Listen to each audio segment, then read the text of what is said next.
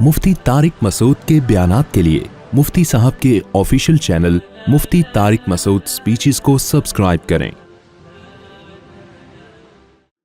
سورہ صافات بھی ابتدا میں نازل ہونے والی صورتوں میں سے جو بالکل نبی صلی اللہ علیہ وسلم کے دور نبوت کے شروع میں نازل ہوئی، تو اس میں احکام نہیں تھے، زیادہ احکام نہیں تھے، عقیدہ توحید کو زیادہ بیان کیا گیا، اور یہ مشرکین مکہ جنات پر ایمان رکھتے تھے، بہت سارے جنات کی عبادت کیا کرتے تھے، کاہنوں کے سحر میں گرفتار تھے، جو آج بھی جیسے جاہل قوموں میں ہوتا ہے نا، جو دلائل سے جو چیز ثابت ہوتی ہے اس کو فالو نہیں کرتے، کاہنوں کی باتوں کو مانتے ہیں، یہ روحانی عامل شامل جس طرح کے شیاطین کی باتیں لوگوں کو بتا رہے ہوتے ہیں، تو پہلے بھی یہ تھا، تو شیاطین کاہنوں کے پاس آتے اور جھوٹ ملا کے نا ان کو جھوٹ بہت سارے بتاتے، ان میں اتفاق سے کوئی ایک آدھ بات سچی بھی نکل آتی تھی، تو لوگ پھر انہی پر یقین کرتے۔ تو ظاہر ہے اسلام جب دنیا میں آیا، اسلام تو ایک حقیقی بات کرتا ہے، تو کاہنوں کے سحر سے اور کاہنوں کی عقیدت سے نکالنا بھی ضروری تھا۔ تو اللہ نے سورہ صافات کے پہلے رکوع میں اس کا بھی تذکرہ کیا، تو ہم شروع کرتے ہیں۔ والصافات صفا، قسم ہے ان فرشتوں کی جو صف بستہ ہوتے ہیں اللہ کی عبادت کے لیے اور اللہ کا حکم سننے کے لیے۔ حدیث سے یہ بات ثابت ہے کہ فرشتے بھی صف بستہ ہو کے اللہ کے دربار میں کھڑے ہوتے ہیں۔ حدیث میں آتا ہے نبی صلی اللہ علیہ وسلم نے فرمایا الا تصفون کما تصف الملائکہ، نماز میں تم ایسے صفیں کیوں نہیں بناتے جیسے فرشتے اللہ کے دربار میں صفیں بناتے ہیں۔ فالزاجرات زجرا، پھر قسم ہے ان فرشتوں کی جو ڈانٹتے ہیں، روکتے ہیں۔ آیت کے آگے سے پتہ چلتا ہے اس سے وہ فرشتے مراد ہیں جو شیاطین کو اوپر جانے سے روکتے ہیں، عالم بالا میں جانے سے۔ تو شیاطین جو ہے نا عالم بالا کی باتیں سننے کی کوشش کرتے ہیں کہ وہاں کیا فیصلے ہو رہے ہیں، تاکہ لا کے کاہنوں کو بتائیں، اور پھر لوگ کاہنوں کی باتوں پہ یقین کر کے کاہنوں سے عقیدت رکھیں اور دین اور مذہب سے دور ہو جائیں، اور کاہنوں ہی کو اپنا معبود بنا لیں یا ان کی عقیدت میں گمراہ ہو جائیں۔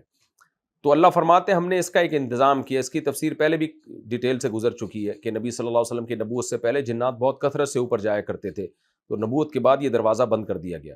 پہلے بھی اوپر جاتے تھے اور ایک آدھ بات ملتی تھی، اس میں 100 جھوٹ ملاتے تھے، تو لیکن اس کا امکان تھا کہ کچھ نہ کچھ اوپر سے لے لیں۔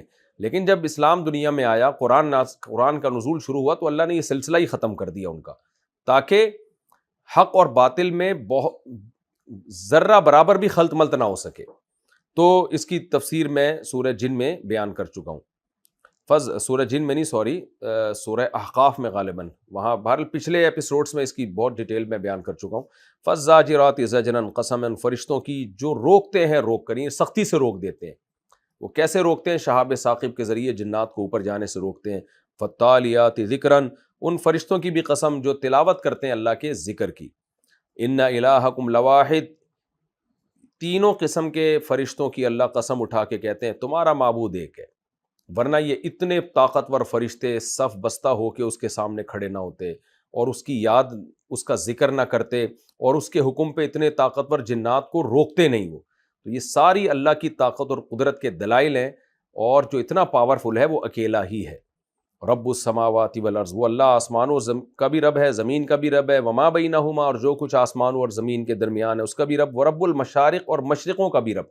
قرآن میں مشرق کا لفظ استعمال ہوا، مشرقین کا لفظ بھی استعمال ہوا، مشارق کا بھی۔ مشرق کا مطلب جب مغرب کے مقابلے میں جو سمت ہے جہاں سے سورج نکلتا ہے وہ مشرق ہے، اور مشرقین کا مطلب سردیوں میں سورج جہاں سے نکلتا ہے اور گرمیوں میں، تو دونوں کے کو ایک الگ الگ پوائنٹ اللہ نے قرآن میں کہا ہے کہ اس لحاظ سے یہ دو مشرق ہیں۔ اور حقیقت میں کیا ہے کہ سورج روزانہ ایک نئی سمت سے نکلتا ہے، یعنی مشرق یہاں سے نکلے گا، پھر تھوڑا تھوڑا روزانہ اس ہر ڈیٹ میں نا چینج ہوتے ہوتے ایک انتہا کو جائے گا، پھر وہاں سے واپس آنا شروع ہوگا۔ تو یہ ہر نئے دن جو سورج ایک نئی سمت سے نکل رہا ہے، ان کو ہر سمت کو ایک نیا مشرق کہا گیا ہے، جو بہت سارے ہوتے ہیں، یعنی 365 تو ہوتے ہیں نا سال کے، 365 دنوں میں ہر دفعہ نئی سمت سے نکل رہا ہوتا ہے، اسی کی وجہ سے دن چھوٹے اور بڑے ہوتے ہیں۔ تو جتنے بھی مشرق ہیں سب کا مالک ہے۔ انا زینا السماء دنیا، اللہ کہتے ہیں دیکھو ہم نے آسمان دنیا کو مزین کیا ایک زینت کے ساتھ، جو ستارے ہیں۔ ستاروں کا مقصد صرف آسمان دنیا کو مزین کرنا نہیں ہے، بہت سارے مقاصد ہیں، لیکن عرب کے بدوؤں کے لیے اور جن کو سائنس اور ٹیکنالوجی کا علم نہیں ہے، ایک عام دیہاتی کے لیے اتنی بھی دلیل کافی ہے کہ اور کچھ نہ ہو تو اس ستاروں سے آسمان مزین تو بہرحال ہو جاتا ہے، اور اس سے تمہیں راستے ناپنے میں اور سمندری سفروں میں مدد کتنی ملتی ہے۔ انا زینا السماء الدنیا بزینۃ الکواکب، دیکھو ہماری طاقت اور قدرت کی، ہم نے آسمان دنیا کو کیسا ستاروں سے مزین کیا، اور وحفظاً، اور اس کو حفاظت کا ذریعہ بنایا ستاروں کو ہر شرکش شیطان سے، یعنی وہ شیاطین اوپر جاتے ہیں تو ستاروں کے حصے ٹوٹ کے ان کو لگتے ہیں۔ لا یسمعون الی الملأ الاعلی، یہ سن ہی نہیں سکتے اوپر کے جو ملأ اعلیٰ میں جو کچھ بات ہو رہی ہوتی ہے، جو کچھ اللہ فرشتوں کو پیغام دے رہے ہوتے ہیں، یہ جنات وہاں تک نہیں پہنچ سکتے۔ وَيُقْذَفُونَ مِن كُلِّ جانب، اور ان کو دھتکارا جاتا ہے ہر طرف سے، یعنی جس طرف سے بھی جانے کی کوشش کرتے ہیں ان کو مارا جاتا ہے وہاں سے۔ کس کے ذریعے؟ فَالزَّاجِرَاتِ زَجْرًا، ان فرشتوں کے ذریعے جو بندش لگاتے ہیں ان کی، یعنی ان کو آگے جانے سے روک دیتے ہیں۔ دحوراً، دھتکار کر بھگایا جاتا ہے۔ وَلَهُمْ عَذَابٌ وَاصِبٌ، اور یہ جنات چونکہ کافر ہوتے ہیں تو اس لیے ان کے لیے ہمیشگی کا عذاب بھی ہے، کیونکہ مسلمان جنات یہ کام کرتے نہیں ہیں، کافر جنات کرتے ہیں تاکہ اوپر کی کوئی خبر ملے اور کاہنوں کو، نجومیوں کو آ کے بتائیں اور وہ ان کی کوئی چیز صحیح نکل آئے اور لوگ ان پر ایمان لے کر آئیں۔ تو جنات کا کام ہے، شیاطین جنات کا، جو کافر جنات ہیں، انسانوں کو گمراہ کرنا، تو وہ گمراہی کے لیے یہ کام کرتے ہیں۔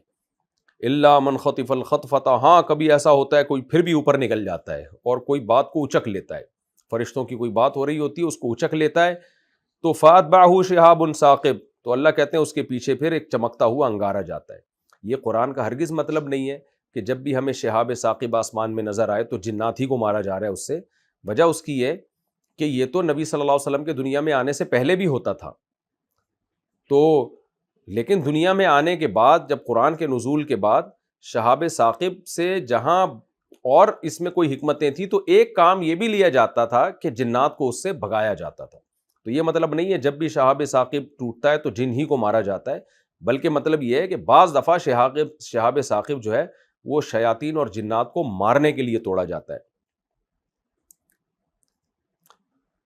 آگے اللہ فرماتے ہیں فاستفتہم، پس اے نبی آپ ان سے پوچھئے، اہم اشد خلقا، کیا یہ کافر لوگ جو ہیں، جو ہماری آیات کے منکر ہیں، یہ زیادہ طاقتور ہیں، ام من خلقنا، یا وہ مخلوق جو ہم نے پیدا کی ہے، یہ جنات بھی ہم نے پیدا کی ہے، یہ فرشتے بھی ہم نے پیدا کیے۔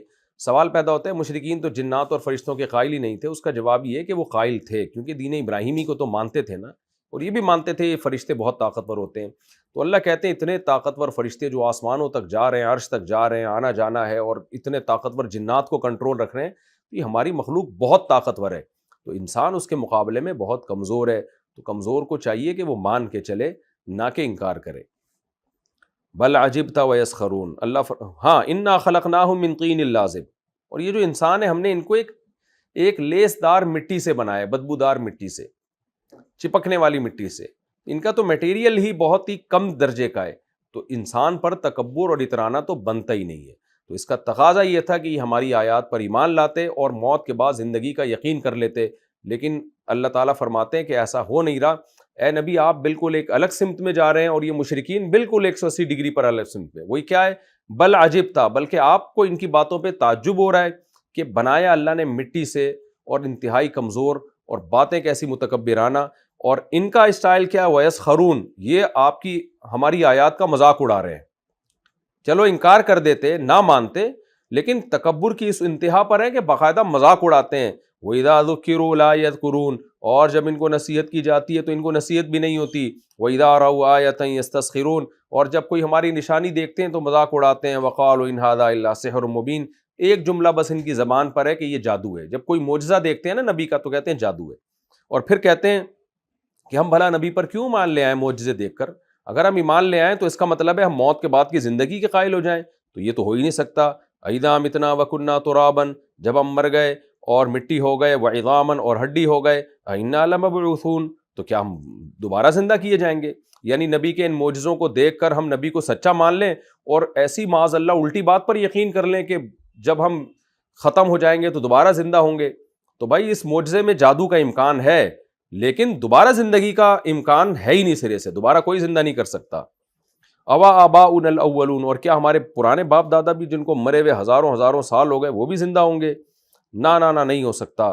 لیکن اللہ نے جواب دیا قل نعم، اے نبی کہہ دیجیے ہاں ہاں وہ سب زندہ ہوں گے، وانتم داخرون، اور تم صرف زندہ نہیں ہوگے بلکہ ذلیل بھی ہوگے، کیونکہ تم نے اس کا انکار کیا تھا۔ فإنما هي زجرۃ واحدۃ فإذا هم ينظرون، یہ ایک زوردار آواز ہوگی اور یہ منظر دیکھ رہے ہوں گے اپنی آنکھوں سے، اور پھر کیا کہہ رہے ہوں گے؟ وقالوا یا ویلنا ھذا یوم الدین، ہائے ہماری بدبختی، یہ ہے جزا کا دن، ہم تو اس کا انکار کرتے تھے۔ ھذا یوم الفصل الذی، اللہ پھر کہے گا یہ وہی فیصلے کا دن ہے، کنتم بہ تکذبون، جس کا تم انکار کیا کرتے تھے۔